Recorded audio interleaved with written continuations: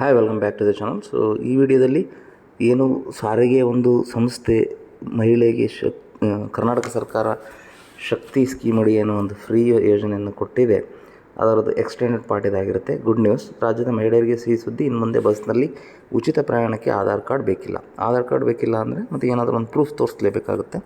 So ಆ proof ಬಂದುಬಿಟ್ಟು ಇವಾಗ ಒಂದು ಸ್ಮಾರ್ಟ್ ಕಾರ್ಡ್ ಅಂತ ಮಾಡ್ತಾಯಿದ್ದಾರೆ. ಸ್ಮಾರ್ಟ್ ಕಾರ್ಡ್ನ ಹೇಗೆ ತೆಗೆದುಕೊಳ್ಳೋದು ಏನು ಅಂತ ಇನ್ ಡೀಟೇಲಾಗಿ ಈ ಥರ ಇದೆ.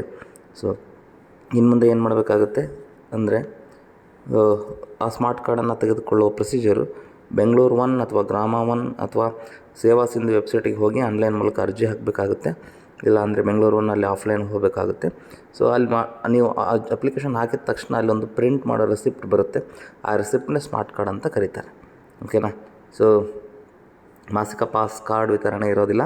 ಸೊ ಇದು ಶಾಶ್ವತ ಪಾಸ್ನಂತೆ ಕಾರ್ಯನಿರ್ವಹಿಸುತ್ತೆ. ಒನ್ ಟೈಮ್ ನೀವು ಪ್ರಿಂಟ್ ತೊಗೊಂಡ್ರೆ ಅದು ಪರ್ಮನೆಂಟಾಗಿ ಸ್ಮಾರ್ಟ್ ಕಾರ್ಡ್ ಥರ ನೀವು ಆ ಕಾರ್ಡ್ನ ಇಟ್ಕೊಂಡು ಟ್ರಾವೆಲ್ ಮಾಡಬೇಕಾಗತ್ತೆ. ಓಕೆ.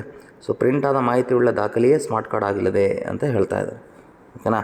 ಸೊ ಕೆಲವರು ಇದನ್ನು ಅವರು ಆಧಾರ್ ಕಾರ್ಡನ್ನ ಅಡ್ರೆಸ್ನ ಚೇಂಜ್ ಮಾಡ್ಕೋಬೇಕು ಅಂತ ನೋಡ್ತಿರ್ತಾರೆ, ಲೈಕ್ ಕರ್ನಾಟಕದವ್ರು ಇಲ್ದವರು. ಸೊ ಇದು ಕರ್ನಾಟಕದ ಅಡ್ರೆಸ್ ಕಂಪಲ್ಸರಿ ಆಗಿರಬೇಕಾಗುತ್ತೆ ಕರ್ನಾಟಕ ಬಸ್ಸಲ್ಲಿ ಅಡ್ಡಾಡೋದಕ್ಕೆ.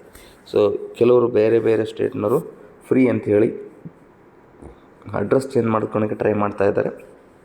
ಅಂಥವೆಲ್ಲ ಈ ಸ್ಕೀಮಲ್ಲಿ ವರ್ಕೌಟ್ ಆಗೋದಿಲ್ಲ. ಸೊ ಅದು ತಡೆಯೋ ನಿಟ್ಟಿನಲ್ಲಿ ಸ್ಮಾರ್ಟ್ ಕಾರ್ಡನ್ನು ಮಾಡ್ತಾಯಿದ್ದಾರೆ. ಓಕೆ.